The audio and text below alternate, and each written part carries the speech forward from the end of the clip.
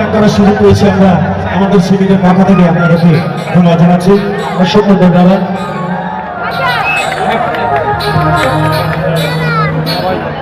যত বড় শিল্পী হোক না কেন, যদি আপনাদের ভালোবাসা সহযোগিতা না থাকে,